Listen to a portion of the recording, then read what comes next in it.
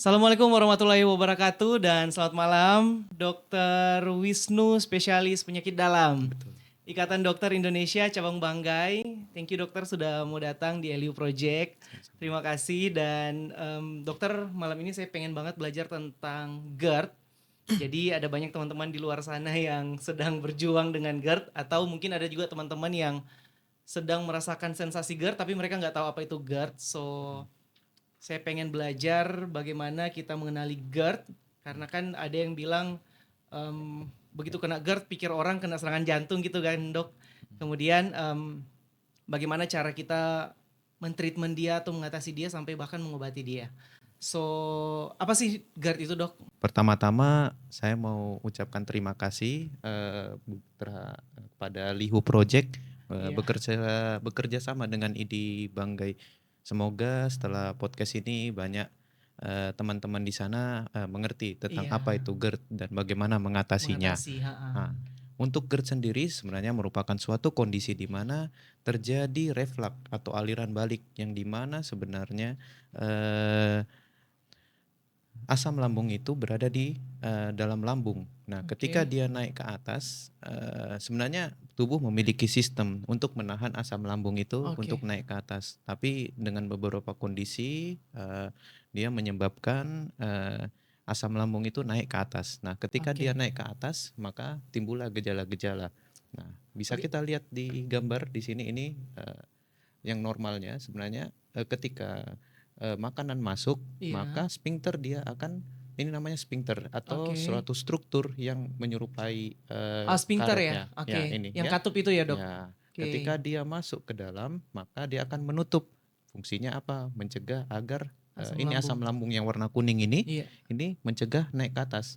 Nah, ketika naik ke atas, maka biasanya terjadi, dan itu biasanya untuk gejala GERD dia biasanya terjadi berulang-ulang. Nah, ketika dia terjadi berulang-ulang, nah timbullah gejala. Ada yang namanya gejala tipikal, ada namanya gejala atipikal. Nah, gejala tipikal yang paling sering pada GERD itu adalah gejala heartburn dan regurgitasi, di mana Heartburn itu yang heartburn kayak itu seperti rasa panas terbakar di dada. Nah, yang sesak kedua nafas nggak dok? nanti Beda. dulu mungkin beda. Oh, Nah, beda. terus habis itu yang kedua adalah gejala regurgitasi, di mana rasa tidak enak di lidah, rasa asam di lidah. Nah, di samping itu ada gejala atipikal. Atipikal, jadi tipikal memang yang khas untuk GERD, dan ada yang atipikal yang tidak khas. Yang tidak khas itu seperti apa? Nyeri saat menelan, terus habis itu bisa nyeri saat menyelan juga? Iya, sering bersendawa, susah menelan, terus batuk yang kronis. Nah, itu juga adalah gejala yang atipikal. Nah, makanya untuk nah, biasanya yang mungkin membingungkan bahwa GERD ini biasanya orang bilang di umur muda, tapi lebih banyak dalam kasus saya biasanya dia di umur-umur yang sudah tua, 40 tahunan ke atas, di mana justru bukan anak muda juga? jadi ketika dia otot-otot ini sudah mulai melemah apa semua, nah itu terjadi gangguan motilitas, ada diabetes dan sebagainya, itu menyebabkan terjadinya lebih gampang pasien terkena GERD. Nah, di situ makanya agak membingungkan, karena kenapa? Dia gejalanya seperti gejala jantung, maka perlulah pemeriksaan penunjang awal lainnya. Yang paling sering di klinik biasanya itu yang kita lakukan, yang paling gampang itu adalah rekam jantung, di mana ketika tidak ada kelainan jantung, di hasil rekaman jantungnya terus ternyata gejalanya menetap untuk nyeri dadanya, biasanya kita bilang dia sebagai atypical chest pain. Nah, akibat dari lambungnya itu sendiri. Bentar dok, jadi misalnya misalnya saya nih ketika saya merasa sesak nafas atau merasa terbakar, kemudian saya ke IGD, biasanya si tim emergency tetap akan melakukan rekam jantung ya untuk betul.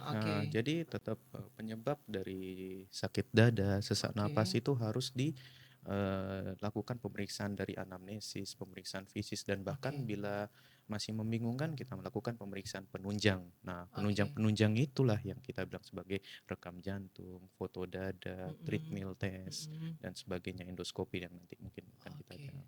Berarti kalau misalnya saya lagi merasakan sensasi seperti itu nggak apa-apa, berarti saya ke IGD aja ya biar Eh, untuk ka- lebih pasti aja. Atau ka- saya bisa Kalau gejalanya berat, nah berat Oke. atau tidak itu tergantung intensitas tubuh kita, apakah kita dapat Oke. menahan atau tidak. Kalau Oke. masih ringan-ringan aja ya silakan ke klinik atau ke Oke. poli. Ya, Oke. itu Oke, aja. Dok. Oke.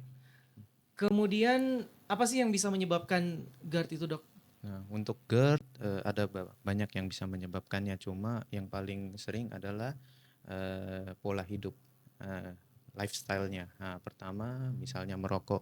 Nah, Oke. Oh, merokok juga ya bisa merokok. menyebabkan. Ya, merokok itu mengurangi salivasi yang ada di esofagus sehingga dia gampang, Salivasi itu apa, Dok? itu kayak cairan yang melindungi esofagus. Esophagus. Nah, terus dia Oh. mengurangi dan ini kan kontraksi dia. Mm-mm. Kontraksi. Nah, kontraksi dia mengurangi kontraksinya itu juga sehingga gampang, Mengurangi kekuatan ototnya itu ya. sehingga gampang refleks ke atas. Terus Oke. habis itu obesitas. Nah, Obesitas juga ya? betul obesitas yang paling sering ya. Oh, Nah, malah itu paling sering, Dok. iya. Kenapa, Dok? Kalau Karena dia meningkatkan tekanan intragastrik sehingga gampang naik ke gara-gara atas. Kan kalau dia gemuk, perut kan mm-mm. makin besar. Nah, itu sehingga Oh, tekanan tekanannya ya. intragastrik makin meningkat. Ya, jadi ini semuanya Oke. ya ada faktor gravitasi juga. Jadi misalnya reflux juga. Makanya Mm-mm. habis makan jangan langsung tidur. Kenapa? Karena akan dia terulang akan apa kalau Mm-mm. dia gravitasinya Mm-mm. dia lurus, ini asam lambung gampang Yang ini ke ya, Dok, sana. ya Iya, berarti ya. gampang naik ke atas itu. Makanya Oke. habis makan jangan dulu langsung tidur, 30 menit dulu duduk 30 menit ya, ya atau normalnya. 1 jam, nah, baru silakan tidur. Karena itu Oke, I see. karena enggak gampang terjadi reflux itu nanti ya. Oke, I see. Jadi kalau misalnya setahu saya kan ini lambung kan, Dok. Mm-mm, Di lambung itu kan biasanya ada, bukan biasanya, harusnya ada lapisan pelindung lambung kan. mm-mm, Kemudian kalau di sini kan nggak ada kan ya. mm.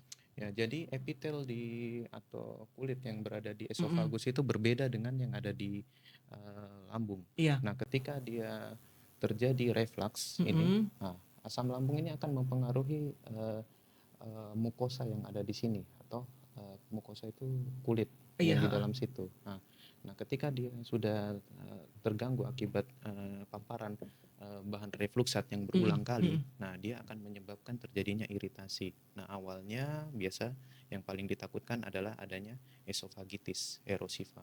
Nah, Itu apa, Dok? jadi peradangan akibat ini tadi. Jadi luka lambungnya. Ya, Oke. itulah istilah awamnya. Pokoknya luka seperti itu. Oke, jadi kalau dia luka maka akan menimbulkan sensasi-sensasi yang tadi itu ya, Dok. Iya, dan bahkan kan ada gradingnya, ada Heeh. ringan, Heeh. sedang dan berat. Kalau ringan itu gejalanya itu sekitar 1 kali seminggu. Nah, kalau Oke. sudah 2 kali seminggu itu sudah termasuk berat. Oke, Nah, itu. misalnya nih, Dok, saya nggak pernah sakit GERD misalnya, Hmm, kemudian saya juga nggak tahu apa itu GERD. hmm. Biasanya tanda-tanda apa yang bisa buat saya mengerti kalau saya lagi sedang kena GERD, Dok? Nah, itu tadi kembali ke gejala. Mm-mm. Nah, kalau dari gejala saja itu Mm-mm. tadi ada gejala tipikal dan gejala atipikal. Atipikal Nah, dan atipikal. kalau sudah rasa terbakar di dada, rasa Mm-mm. tidak enak di mulut atau Mulut. apa, itu Mm-mm. sudah gejala tipikal. Nah, Oke. tapi ada beberapa juga yang gejala atipikal. Atipikal. Nah, karena sebenarnya ini untuk GERD itu prosesnya tidak langsung, tetapi Oke. bertahun-tahun biasanya, Oke. berbulan dan bertahun-tahun. Jadi bahan refluksat ini dia ada terus terpapar dengan Mm-mm. esofagus. Oke. Nah, setelah itu terjadilah yang tadi saya bilang luka atau esofagitis erosiva. Terus nanti kalau berbahaya lagi sudah masuk lagi ke tahap yang lebih bahaya lagi yang mengancam jiwa, kita Mm-mm. bilang sebagai baret esofagus. Nah, Oke. baret esofagus itu sudah terjadi perubahan mukosa di mana mukosanya itu seperti lesi atau kelainan pre-cancer Oh ya, menuju ke cancer. menuju ke cancer ya? Iya, Bisa ya, Dok? bisa. Jadi Berarti lesi pre-cancer GERD ini bisa mengancam nyawa ya? bisa. Apakah pada saat saya kena GERD itu bisa langsung mengancam nyawa, Dok? Misalnya Hmm, saya lagi kena GERD nih, hmm. apakah dia bisa menyebabkan kayak mengancam nyawa seperti kayak serangan jantung gitu, Dok? Atau mengancam nyawanya itu maksudnya dalam jangka panjang, Dok? Oh, bukan Seperti apa? mengancam nyawanya karena Mm-mm. sudah terbentuk itu tadi lesi pre-cancer Oke. atau baret esofagus. Nah, ketika juga Oh, baret semakin lama esofagus, kena iya GERD bisa betul, mengarah ke sana. Oke. akibat terpapar terus, ya itu tadi harusnya di sini mulai ter mulai tergantikan Iya. apa mukosanya di situ sehingga gampang Oke. menjadi terjadi perubahan sel di situ. Heeh. Nah, kalau sudah terjadi perubahan sel gampang terjadi kanker. Nah, itu yang ditakutkan. Oke. Nah, Jadi kalau Makanya misalnya kayak tadi sesak dada nih dok, hmm, sesak dada karena GERD, apakah dia bisa menyebabkan gagal nafas dok? Nggak mungkin ya? kalau gagal nafas agak jauh sih sebenarnya. Jauh ya. Berarti saya Karena misalnya ketika saya berasa sensasi kayak terbakar tadi itu perih di dada, berarti saya nggak perlu kayak sampai parno gitu, takut takut akan meninggal seketika kan dok? justru karena takutnya itu yang akan memperparah nanti Justru GERD-nya. takutnya yang memperparah ya? Iya. Oke, Jadi I bisa see. bisa karena GERD-nya yang sudah berat itu yang dia mempengaruhi pasien jadi lebih susah tidur, cemas, Mm-mm. atau cemasnya itu yang menyebabkan asam lambung, produksi asam lambung yang meningkat sehingga terjadinya gampang terjadi reflux Oke, gitu. justru karena ada sensasi itu, Iya, kemudian dari mereka ayam dan takut, telur lah. cemas, Mm-mm. asam lambungnya malah tambah naik tuh. Mm. Jadi Oke, ayam dan telur oke, bisa karena GERD ansietas bisa juga kan. oke. So, Ya. makanya lebih baik kita untuk mengerti GERD dan Mm. bagaimana cara kita mentreatment dia kan dok, Mm-mm. supaya bisa lebih aman. Mm-mm. Kemudian, ayo silakan dok. Maaf ya. Nggak apa-apa, nggak apa-apa.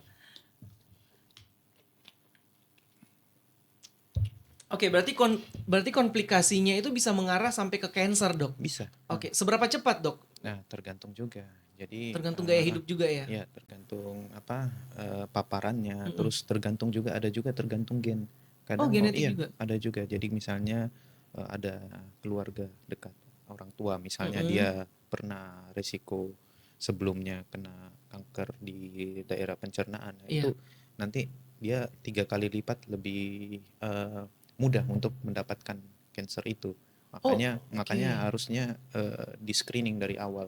Nah, sekarang untuk screening itu mudah kok. Screening tuh seperti Nah, apa dok? untuk screening maksudnya kita penapisan bagaimana kita mengetahui dari gejalanya kita sendiri. Oke, Bahkan saya bilang, oke, bahkan kita bisa dengan mudah untuk saat ini untuk kami para dokter biasanya untuk menentukan dia GERD atau GERD atau tidak, enggak? kita menggunakan scoring.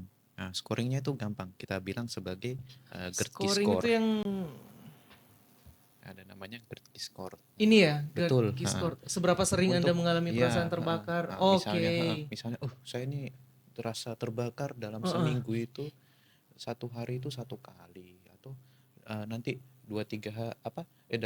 1 hari, kalau 1 hari dia nilainya 1, jadi dalam seminggu ya dok ya, Oke. misalnya dalam seminggu kita rasa terbakar itu ada 2 kali, nah, Heeh. maka 2 hari ya, Iya 2 hari. maka poinnya 2 dok, dua dua pak ya. Iya, oke. Nah, nanti dihitung aja. Nah, terus seberapa sering Anda mengalami naiknya isi lambung, biasanya kayak rasa asam di lidah atau apa. Nah, terus seberapa sering Anda Oke. mengalami nyeri ulu hati, misalnya Oke. dalam sehari itu 2 kali. Nah, itu sudah masuk Oke, oke, oke. scoring 2. Nah, Ah, ketika GERD-nya scoring yang di tadi bawah kita dari jumlahkan 7, itu di atas 7, maka maka kemungkinan kemungkinan GERD. besar kita GERD. Nah, ini screening yang eh, gampang dan mudah untuk dilakukan. Bahkan Oke. untuk dokter umum di UGD pun Mm-mm. gampang, untuk di klinik gampang juga. Oke, oke. Heeh. Jadi buat teman-teman yang sedang menderita GERD, yang Hmm, sedang punya GERD, hmm. harusnya dia bisa mengerti Q-score ini ya dokter ya. Betul. Jadi Heeh. di Q-score ini maksudnya ada beberapa pertanyaan yang bisa kita jawab dengan sendiri ya, Hmm, hmm, seberapa hmm, sering hmm, kita hmm, mengalami gejala-gejala yang dipertanyakan dalam Q-score ini, hmm. kemudian kita bisa lihat tuh totalnya, kalau di bawah Betul. Heeh. Dan ini 7 masih ah, aman, di atas 7 udah kemungkinan. kemungkinan kena Heeh. GERD. Dokter, kalau misalnya pengalaman dokter nih ada Hmm, pasien yang GERD, apakah hmm. mereka perlu rawat inap apa bisa rawat jalan aja? Nah, tergantung dari beratnya gejalanya. Gejalanya ya. Kalau gejalanya sudah sampai, jadi ada namanya alarm simptom. Mm-mm. Alarm simptom itu sampai pasien hingga menelan saja tidak bisa. Oh ya? Iya. Nah, terus habis itu berat badan menurun, anemia. Oh, Nah, bisa ke terus sana ya? bisa Gara-gara semua. GERD. Batuk yang Oke. kronis, Oke. bronkitis. Nah, itu sampai intake-nya sampai kurang, penurunan berat badan drastis. Nah, sudah itu ya kita rawat inap karena kekurangan nutrisi. Itu ya. Oke, Mm-mm. oke. Kalau Bahkan sampai misalnya kecemasan yang berlebihan kalau iya ya. Kalau NC kan biasanya, sampai tapi nanti saya sampai saya tidur kayak tidur iya, susah. Kadang orang GERD yang sudah derajat berat itu dia untuk tidur aja susah. tidur aja susah ya. Itu sampai Oke. ke arah depresi. Oke, ketika kena GERD tadi, Dok, Hmm, dia bisa sembuh hmm. atau bisa sembuh total atau enggak dok Nah, ketika kalau kena GERD? sembuh atau tidaknya itu ya tergantung bagaimana kita mengubah lifestyle Gaya kita, hidup ya ya, yang kembali seperti ya. tadi, harus olahraga, berhenti merokok, Heeh. tidak minum alkohol, kurangi konsumsi kopi dan coklat, terus Oke. habis itu apalagi namanya, cegah diabetes dan sebagainya, ya. Nah, itu semuanya kalau kita lakukan dengan baik, sesuai arahan dokter, insya Allah bagus juga. Gitu. Oke, so berarti harusnya GERD itu bisa ditangani jika dengan tepat dan baik. Mm-mm. Kemudian kalau tidak ditangani dan dibiarkan bisa mengancam nyawa suatu saat Ya, ketika dia terjadi komplikasi. ya. Dan kadang lebih Mm-mm. sering tidak tertangani. Kenapa? Heeh.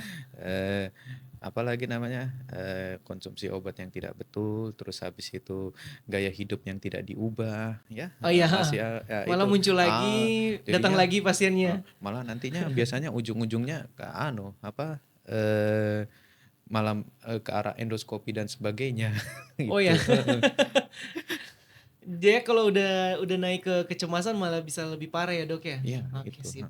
Tapi kalau gejalanya ringan, misalnya 1 kali Mm-mm. seminggu, ya tidak perlu, Nggak perlu tidak ya. perlu ke UGD atau sampai rawat inap. Tetapi kalau sudah ada alarm simptom Mm-mm. itu sebaiknya ya mungkin kita lakukan kita rawat inap Oke. untuk memperbaiki kondisinya. Oke. Gitu. Oke, biasanya kan dok GERD Hmm. ini akan berhubungan dengan kecemasan dok. Tapi Mm-mm. saya nggak mau bahas tentang Mm-mm. kecemasannya. Mm-mm. Kira-kira gimana sih sarannya dokter kalau misalnya sedang terjadi GERD supaya dia terhindar dari kecemasan itu? Itu aja Oh. dok. Biasanya dengan Jadi pengalaman. kita harus tahu apakah ini jadi kecemasan sama GERD ini memang tidak bisa dipisahkan. Kalau memang kecemasannya ya kita berikan obat anti cemas. Nah, sedangkan Oh, kalau dia GERD maka kita berikan obat-obat yang untuk menurunkan sekresi asam lambungnya itu. oh, Nah, oh. gitu. Oke, berarti ketika GERD terus orang cemas itu Mm-mm. dua treatment yang berbeda malah dokter ya? Iya, kalau misalnya sudah Oke, I terlanjur see. berat ya, Mm-mm. gitu. Kalau cemasnya cemas yang bagaimana? Kalau cemasnya cuma nggak bisa tidur ya sudah, baru 1 kali 2 kali Iya. tidak tidurnya. Oh, berarti. Yang penting anu aja ya, Heeh. tergantung case per case ya. Oke, oke, Gitu. sip. Harusnya kalau misalnya lagi kena Hmm, GERD kita nggak perlu takut lah kayak gitu ya dokter iya ya. Yang penting betul. kita penanganannya tepatnya aja. Betul dan ingat Konsultasi ke dokter juga gitu ya. betul dan ingat jangan sampai pola hidup yang tidak sehat itu yang akan memperparah nanti GERD-nya dan akan mengubah nanti, makanya gampang nanti terjadinya cancer dan sebagainya Oke, gitu. dokter benar nggak sih kalau tren pasien GERD ini malah tambah banyak akhir-akhir ini? Benar nggak sih? Kalau dokter di pengalaman di rumah sakit Hmm, gimana dok? Apa banyak jus- juga ya pasiennya? Atau malah Justru berkurang? sebenarnya sih dari dulu sih banyak. Hmm. Cuma biasanya untuk saya yang paling sering itu pasien yang sudah 40 tahun ke atas di Oh, mana oke, sudah ada penyakit-penyakit lainnya, kegemukan, terus oke, habis itu minum kopi yang sering misalnya iya, 6 gelas per hari. iya kafein. Nah, terus habis itu diabetes itu paling sering juga. Itu Oke, diabetes dia menurun mengurangi menghambat pengosongan lambung, menghambat juga itu tonus itu menjadi lebih oke, relaksasi ya. Itu jadinya kalau saya di praktek sehari-hari lebih banyak di pada pasien 40 tahun ke atas oh lebih biasanya. sering, lebih Nah, banyak ya. kalau Tapi yang muda-muda kalau ada yang juga dok. muda-muda ada, tapi kalau biasanya ya itu suruh nikah aja. Hilang itu Oke, anunya. oke, bentar-bentar dok. Jadi kalau yang muda, yang anak, jadi berarti kalau kalau yang tadi yang tua penyakit, sorry, Hmm. yang punya penyakit GERD yang umur tua kan berarti karena bawaan penyakit yang lain atau karena Mm-mm. usia kan. Mm-mm. Kalau yang muda-muda berarti justru dia kena GERD karena kecemasannya dulu nih berarti ya. Iya. Stresnya dulu ya. Nah, kadang juga ada Ada yang bisa, kalau anak-anak sekarang itu Heeh. biasanya itu mereka apa ya kita bilangnya, generasi apa yang kaum rebahan lah Iya, istilahnya heeh. itu, jadinya kurang gerak apa semua Iya, kan, yang nggak banyak semua sekarang kegiatan. HP, Iya, heeh. duduk di sofa sampai HP Iya, scroll heeh. scroll. Iya, habis itu Sudah 2 jam. oke. Jadi lebih banyak tidur sama lebih Oke, banyak oke. baringnya. Jadi habis itu misalnya karena saya juga pernah pengalaman kena Hmm, GERD. hmm, Misalnya kita lagi hmm, mager terus hmm, habis itu tidur, habis makan tidur kemudian hmm, kena sensasi itu, hmm, kemudian biasanya self diagnosis kan, hmm, mendiagnosa diri sendiri hmm, kan. hmm, Akhirnya kecemasannya naik, hmm, GERD-nya naik, kemudian hmm. habis itu mereka yang menyebabkan anak-anak muda banyak ke ini ya, Karena jadi pasien dokter ya. GERD itu bisa kembali ke gambar tadi, ke yang sebelumnya. Karena GERD itu sebenarnya dia ketika terjadi GERD itu dia paparannya itu biasanya harus paparannya harus berulang-ulang dan lama. Maka ketika itu baru dia terjadi GERD. Sedangkan kalau buka 1-2 kali biasanya agak jarang ya. Oke. Kecuali dia punya itu tadi, bakat, gen dan sebagainya. Oke. Gitu. Oke. Oke, Dok, kemudian saya mau pengen ngerti sedikit, Dok, tentang lambung ini, Dok. Bagaimana sih baiknya saya ketika menjaga gaya hidup saya untuk menjaga kesehatan lambung? Itu baiknya gimana, Dok?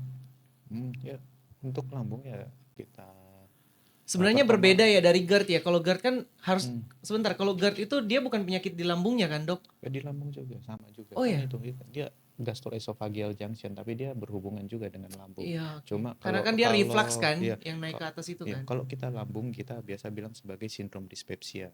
Nah, di Oke. mana rasa tidak enak di Mm-mm. perut, nyeri ulu hati dan sebagainya ya. Oke. Dan itu ya tetap tadi gaya hidup, merokok, alkohol, terus habis itu olahraga, Diabetes. kaum rebahan. Iya. Diabetes beda lagi. Diabetes itu masuk ke Diabetes nggak menyebabkan naik asam lambung, Dok? apa? Itu Menyebabkan juga ya? tapi dia kita bilang sebagai gastroparesis di mana gastroparesis. terjadi gangguan, sudah bukan cuma intinya kalau komplikasi diabetes itu gitulah. dia Ngerti, kompleks ngerti. ya. Oke. Jadi sudah ada gangguan sarafnya juga, saraf otonomnya di sana itu. Oke. Kalau untuk yang kriteria kita bisa pakai dispepsia untuk yang gangguan lambung, jadi rasa tidak enak di lambung itu. Oke. Merokok tadi itu, Dok, dia menyebabkan asam lambung naik tuh karena apa, Dok? Ini dia mengurangi Oh, yang tadi itu aja ya? Ya reflux Lambungnya enggak? sphincternya, apa itu? Ketika merokok itu mempengaruhi lambung itu Iya, dia juga kan ini tadi apa? semuanya ya? Iya, semuanya dia Dalam-dalamnya kompleks ya? dia, karena kan merokok itu Kan dia ke paru-paru doang, Dok, asapnya ya? oh tidak, dia Atau juga nikotinnya? tidak. Bahkan misalnya orang hemoroid saja, salah satu faktor risikonya itu adalah merokok juga. Jadi Hemoroid apa, Dok? ambien. Ya. Oh, oh ya? Iya, jadi kan rokok itu sebenarnya dia bukan cuma mengganggu di paru, tapi di pembuluh darah. Hampir semua pembuluh darah. Dia menyebabkan terjadinya aterosklerosis atau pengapuran di. Wah, keren nih kalau buat bahas rokok ke depannya ya. Boleh, silakan. Dia Bahkan vape itu sama juga dengan risikonya. Oke, pikir saya itu dia sama.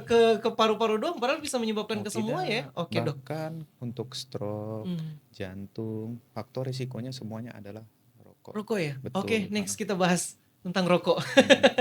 Oke, sekarang saya mau tanya, Dok. Biasanya ada kayak tadi kita bahas tentang anak muda yang biasanya dia akan lebih pintar dari dokter kan kalau dia jadi pasien GERD kan. Kemudian nggak apa-apa nih karena ada banyak juga teman-teman yang pernah kena GERD itu malah lebih tahu tentang endoskopi, tentang cuci lambung. Bisa nggak saya bahas itu, Dok? Kalau misalnya di sini kan tadi saya sempat nyari gambar nih tentang justru anak muda yang sekarang harus dia lebih excited ya, iya, karena lebih muda.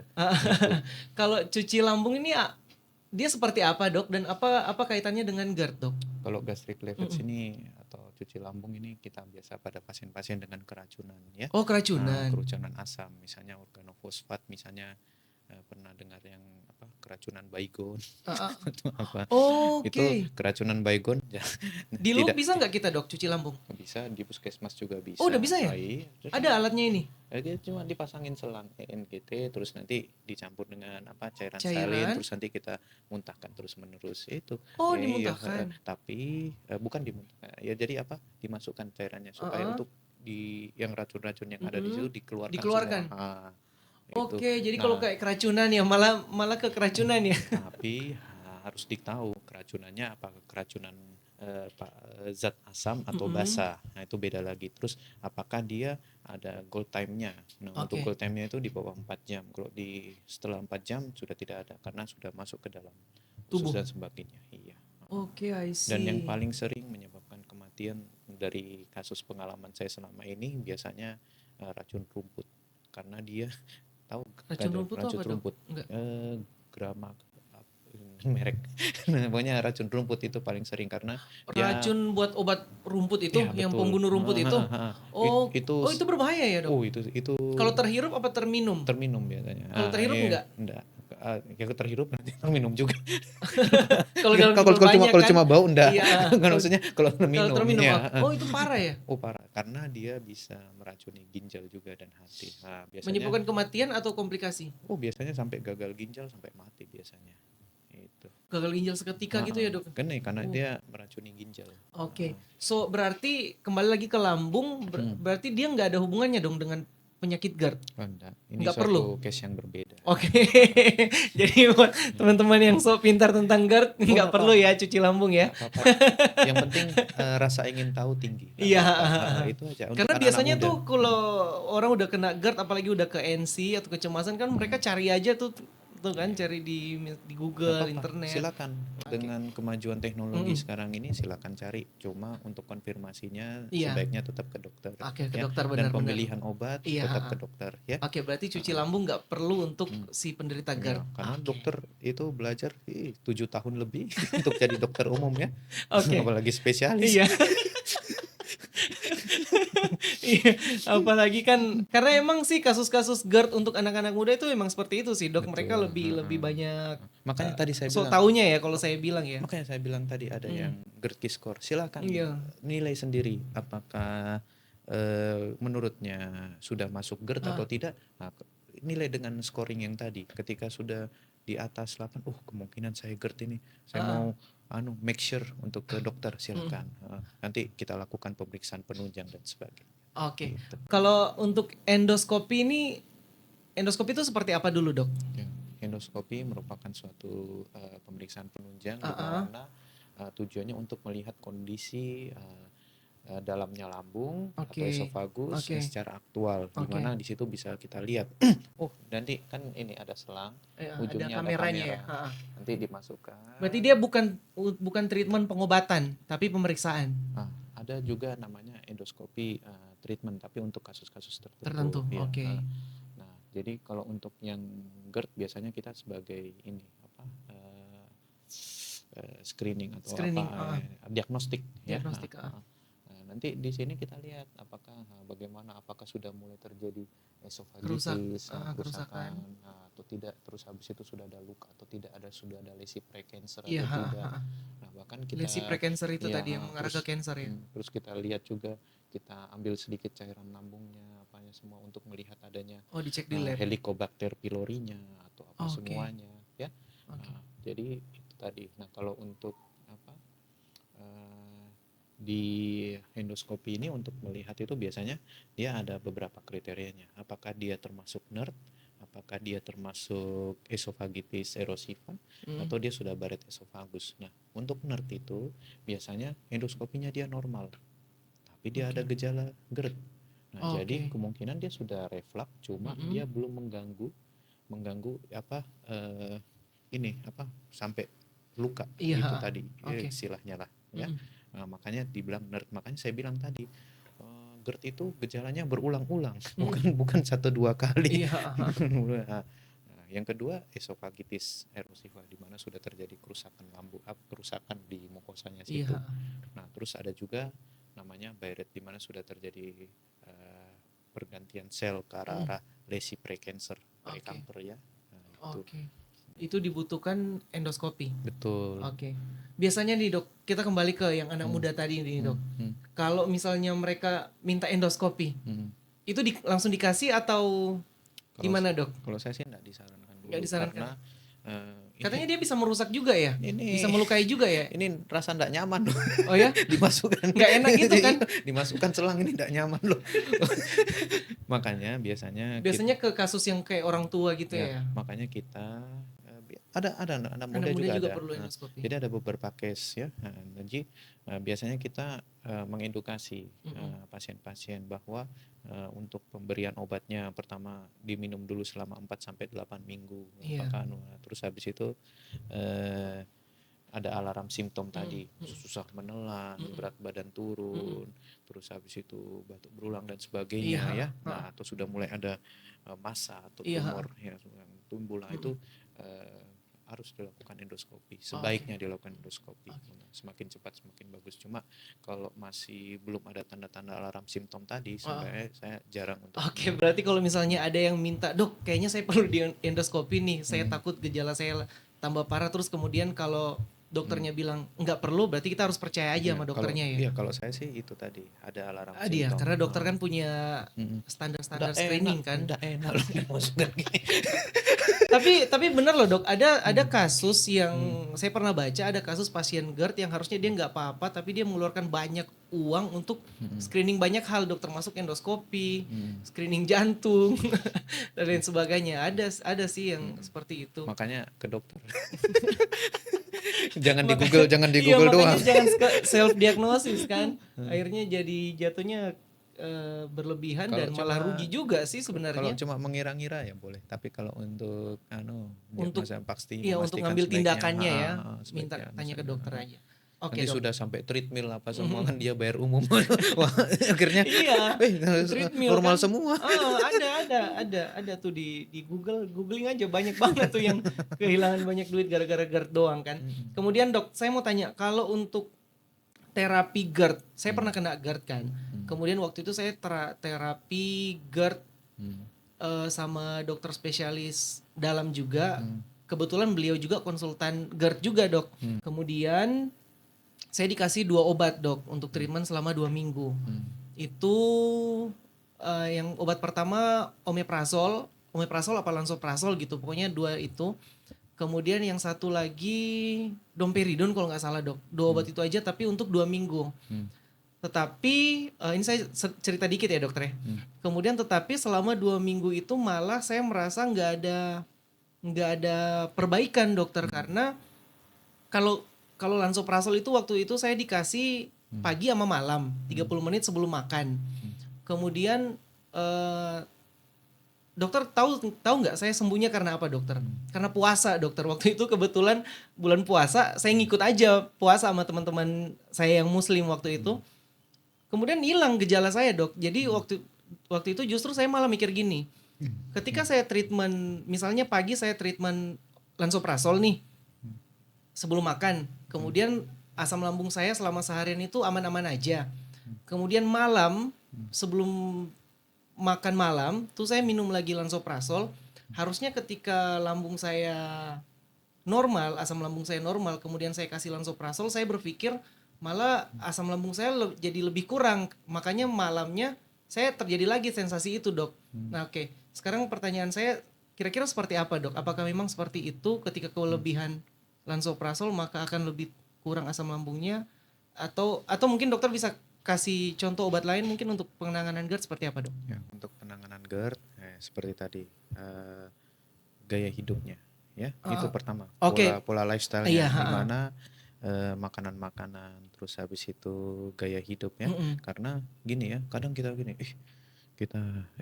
dokter bilang jangan makan yang berlemak, jangan makan ini.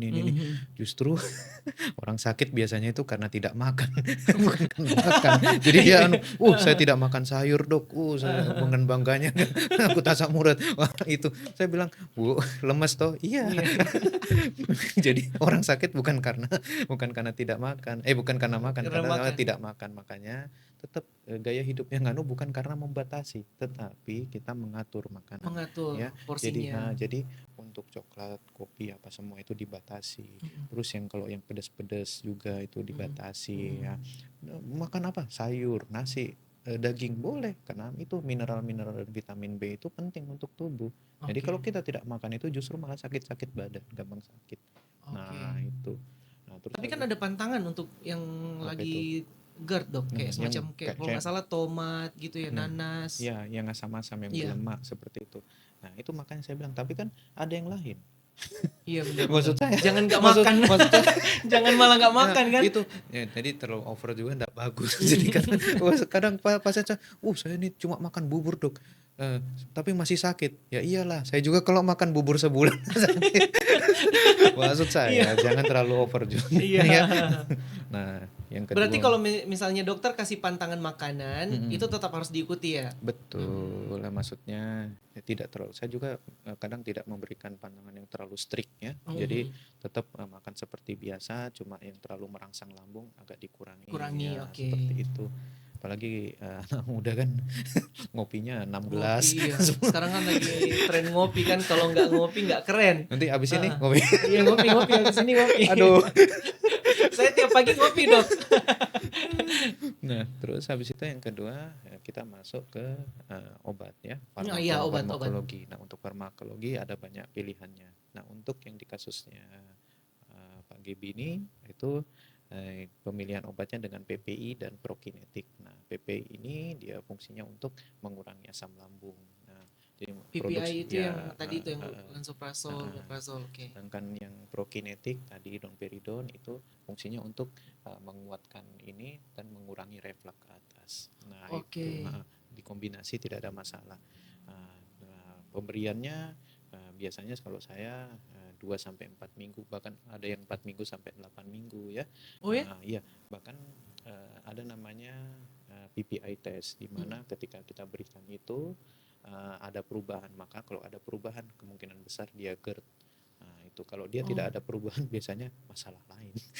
oke, Masalah rumah. Kalau oke. misalnya Tapi kan kalau misal bukannya ada efek sampingnya ya, Dok ya, kalau apa itu? PPI itu ya? Nah, Enggak ya? nah, awal dulu ya. Iya, Jadi heeh. itu tadi. Nah, Mhm. ada juga beberapa obat misalnya anti H2 reseptor, Iya.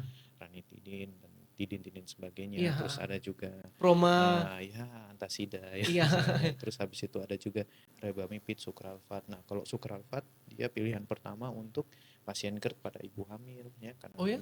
karena ibu hamil kan terjadi peningkatan intragastrik. Iya, Nah, heeh, sehingga heeh. gampang terjadi reflux. Nah, yang aman Oke. itu ya sukralfat itu untuk ibu hamil ya. Oke. Kalau Nah, PPI terlalu kencang ya? kadang ada juga yang kategori C. Nah, kalau Oke. kita berdasarkan itu tadi Iya, heeh, kategorinya. heeh.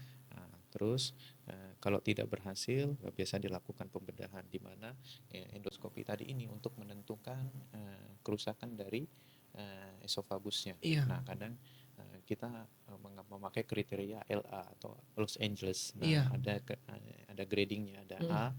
B, C Mhm. dan D. Nah, kalau C dan D biasanya kita lakukan pembedahan. Nah, untuk namanya itu pembedahannya fluoskop atau apa? Saya agak Iya, lupa heeh. ya itu karena itu biasanya dari bedah digestif dan sebagainya. Nah, itu Oke. tadi kembali lagi ke PPI kalau yang terlalu banyak. Nah, jadi gini, Misalnya fungsi kasus saya tadi, Dok. iya, Mhm. fungsi lambung itu asam lambung itu Mhm. dia itu selain untuk Mencerna makanan. makan dia juga sebagai fungsi protektif. Nah, di mana ketika ada kuman misalnya Iya. Salmonella typhi atau Iya, apa, heeh. ketika dia lewat di situ maka dia akan dihancurkan dengan asam Hancurkan. lambung. Nah, Mhm. ketika pemakaian PPI yang terlalu berlebihan, maka gampang saja lewat itu kuman-kuman sehingga gampang Oh, terjadi karena asam infeksi. lambungnya berkurang. Betul. Nah, jadi gampang terjadi infeksi usus atau tipes dan sebagainya. Oke. Yang kedua karena dia uh, asam lambungnya kurang jadi Iya. penyerapannya agak kurang. Nah, di Mhm. mana kita tahu bahwa misalnya zat besi, Mhm. B12 itu Mhm. kan fungsinya untuk untuk si HB ya, untuk Iya, heeh. meningkatkan HB. Nah, ketika itu sudah berkurang, Mhm. maka HB akan turun, pasien masuk ke keadaan anemia. Nah, itu Oke. yang kedua. Nah, yang ketiga bisa karena uh, asam lambung yang kurang itu mengurangi penyerapan dari kalsium. Jadi pasien gampang terjadi apalagi namanya pengeroposan tulang. Berarti benar ketika mengonsumsi apa namanya? Terus ada Eh juga gangguan paratiroid iya. hormon akibat IPA yang terlalu berlebihan. Oh, oh ya? Iya, Apa tadi, Dok? paratiroid hormon. Paratiroid hormon tuh apa, Dok? Itu kelenjar paratiroid yang ada di samping-samping tiroid. Nah, fungsinya itu untuk tulang juga. Oke. Uh, mm, Oke, jadi berarti benar ketika saya misalnya asam lambung lagi normal, mm, mm, kemudian saya minum PPI karena memang saya lagi dalam treatment itu bisa menyebabkan gejala lainnya ya berarti dokter ya? Kalau terlalu PPI yang berkepanjangan. Berkepanjangan ya? Oh Makanya kalau sesuai resep dokter harusnya enggak gitu ya? makanya kadang ada orang minum PPI, dia gejalanya gimana, dia cuma minum satu, akhirnya tidak sembuh, malah cuma minum obat saja. Ada juga yang dia terlalu lama minumnya, akhirnya jadi yang kayak tadi. Heeh. Makanya Harus dengan resep dokter ya? makanya kami sebagai dokter kita mengedukasi bahwa untuk penanganan itu benar-benar berdasarkan anamnesis, pemeriksaan fisis, scoring dan sebagainya, dan pemeriksaan penunjang. Nah, Oke. maka obat yang kita berikan itu tidak sembarangan. Oke. Itu dan kadang ya masih mungkin balik lagi 2-3 minggu gitu untuk kontrol bagaimana keadaannya. Oke. Begitu. Jadi misalnya nih saya lagi treatment 2 minggu untuk PPI tadi itu. Kemudian kalau misalnya di tengah jalan saya berasa udah aman nih harusnya itu bisa saya hentikan. Bisa saja, tapi itu tadi kembali ke poin nomor 1 tadi dalam penanganan Resiko yang ditanggung pemenang ya. kaum rebahan tadi, selama ada faktor resiko, Oke, berarti mau obat apapun kalau faktor resikonya nggak dihilangkan. betul. Untuk Oke. zaman-zaman sekarang Mm. kanker-kanker, penyakit jantung, Iya. semua sudah menyerang anak-anak Anak muda. muda benar. Bahkan Makanya sudah ginjal terjadi juga kan. sudah terjadi pergeseran. Mm-mm. Kenapa? Karena gaya hidup yang tidak betul. Iya. Misalnya saja salah satunya tadi merokok. Nah, merokok dengan vape sama untuk resikonya. Nah, itu Oke. terjadinya itu. Berarti kalau Alkohol sekarang orang gampang minum. Oke. Terus habis ya Berarti saya itulah. menganggap ini adalah hal simpel ketika kita anak muda kena GERD, harusnya kita ketika kontrol dokter kemudian dikasih obat berarti harusnya penanganannya udah tepat. Tinggal setelah kita penanganan kitanya yang harus menghilangkan faktor resikonya tadi gitu ya dokter ya, biar nggak terulang. Kadang kita dokter kita harus mengedukasi pasien. Nah, cuma biasa ada beberapa mungkin karena banyaknya pasien Iya. atau apa itu tidak tersampaikan dengan baik. Makanya dengan podcast ini semoga. Mudah-mudahan. Kemudian dok kembali ke PPI tadi dok, benar nggak sih dia punya efek samping yang bisa sampai menyebabkan ke ginjal dokter, mengganggu ginjal, kerja ginjal? Untuk bisa, cuma agak Ketika di overdosis ya, agak misalnya jauh itu ya. misalnya dokter kasih resep 2 kali sehari, dia bikin 3-4 kali sehari gitu ya dokter ya? Ya pokoknya itu tadi, tidak boleh under, tidak boleh over. Oke. Ya. Oke, sekarang gini, kita kan nggak akan bisa setiap waktu langsung ke dokter kan dok. Misalnya kejadian saya sesak napas tengah malam atau misalnya pagi atau lagi di kantor, lagi jauh dari vaskes misalnya. Eh, Kira-kira apa yang bisa penanganan cepatnya dok? Apakah kayak tadi air hangat tuh termasuk juga? Susu Kalau katanya saya juga. tidak, kalau saya sih apalagi namanya coba minum air putih. Air putih Minum biasa aja. air putih biasa aja. Terus Oke. mulai dengan obat juga enggak ada masalah, kan sekarang gampang untuk dijual bebas Iya, untuk lansoprazol obat-obat ya. lambung. Bukan cuma lansoprazol, tadi antasida, Antasida. anti H2 Apakah reseptor, antasida segala. ranitidin bisa mengobati ini juga dok? GERD ini? Yang penting mengurangi asam Asam lambungnya lambungnya ya? itu ya. Karena kan Oke. asam lambungnya yang naik. Cuma Kalau katanya masalah PPI yang paling cepat ya bekerjanya ya. ya bagus. Cuma kan sekarang generasi obat sudah mulai berkembang. Dulu kan cuma apalagi namanya yang kita tahu cuma ranitidin, antasida, PPI, padahal ada banyak obat kayak tadi salah satunya prokinetik, ada juga yang Iya. 5WT1 semua. Bahkan ada yang baru sekarang namanya PCAP, tekoprasan dan fenoprasan, itu di atasnya PPI lagi. Oh ya? Bisa diminum Terbaru ya? Iya, bisa diminum setelah bisa diminum setelah makan, ya tidak dipengaruhi dengan asam lambung gitu. Berarti harusnya ketika saya konsumsi lansoprazol itu harusnya fungsinya sama aja dengan ranitidin, maksudnya nggak usah double gitu ya? Oh, enggak usah. Kalau kombinasi itu dengan kerja yang berbeda, misalnya untuk ranitidin sama PPI sama-sama mengurangi asam lambung. Jadi kalau mau misalnya antasida masih bisa karena dia menetralkan. Atau dia dengan prokinetik tadi ya, dengan mengurangi reflux. Nah, atau tidak dengan misalnya mukoprotektor kayak sukralfat, ribamipid. Nah, itu dia melapisi lambung supaya terlindungi kayak barriernya gitu. Jadi boleh dikombinasi, tetapi dengan kerja yang berbeda. Oke. Jangan sama podo wae. Oke. Berarti kalau misalnya untuk Hmm. saya, misalnya P3K saya di rumah nih, berarti nggak Hmm. apa-apa saya sediakan obat itu. Boleh dong. Kemudian ketika terjadi sensasi nggak apa-apa saya minum, saya konsumsi. Kemudian setelah saya konsumsi tidak ada perubahan, berarti saya tetap akan harus ke dokter ya, ke vaskes ya. Boleh. Kalau tidak sembuh, Nggak perlu ditakutkan ketika dokter memberikan resep obat itu yang sampai 2 minggu ya dokter ya. ada masalah. Oke. Oke, dan tetap harus diikuti Bahkan meskipun ada sampai 4 minggu, 8 minggu ada. iya. Buat anak muda ada nggak dok? Enggak ya? Sampai 8 minggu? Bisa sampai 4 minggu, 8 minggu, tergantung dari beratnya penyakitnya. Makanya saya Oke. bilang tadi case per case-nya. Iya. Dan bisa setahun kalau dia nggak kurangi faktor resikonya ya. Enggak juga. Kalau Itu kalau nanti dia misalnya anemia. dia pikir dia udah ada obat nih, udah nggak apa-apa ngerokok, alkohol kan, kopi kan, Kembali ke pasal pertama. kembali ke pasal pertama.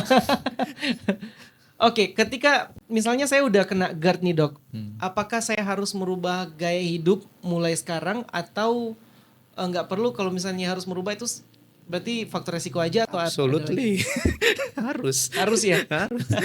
Tapi tetap bisa konsumsi misalnya kayak misalnya pantangan kayak tadi tomat, nanas. Kemudian ketika lagi di acara terus makanannya enak nih. Apa saya harus siap-siap ini? Yang penting sudah tahu dulu, sudah ada riwayat Oke. keadaan Kita harus seperti kenali ini. diri kita dulu ya. Betul. Oke. Kadang yang enak itu banyak, cuma kadang mengeksplor. Sekarang ya yang Mungkin penting ya, bisa, tapi jangan berlebihan kan bisa juga kan dok? bisa juga kalau kalau sudah ada riwayat sih sebaiknya dihindari. Cuma kalau Baiknya masih hindari 1-2 ya. kali ya terserah lah. Kalau kalau Berdoa ya. habis makan itu berarti karena itu. Oke, berarti kalau misalnya udah kena GERD harusnya kita bisa ngerti lah apa yang jadi pantangan-pantangannya. Betul. Kemudian gaya Apalagi hidup, sudah ada faktor resiko juga Hmm. harus dihilangkan ya dokter. Oke sih dok, thank you so much dok untuk informasi GERD hari ini. Saya rasa karena tujuan saya ngambil tema ini adalah karena ada banyak sekali teman-teman yang parno kan tentang GERD. Harusnya teman-teman ngerti lah dari podcast kali ini. And thank you so much Dr. Wisnu. Sukses dalam kerjanya. Maaf mengganggu waktunya hari ini dan semoga bisa ketemu di podcast selanjutnya. Saya pengen banget bahas tentang itu dok, yang merokok.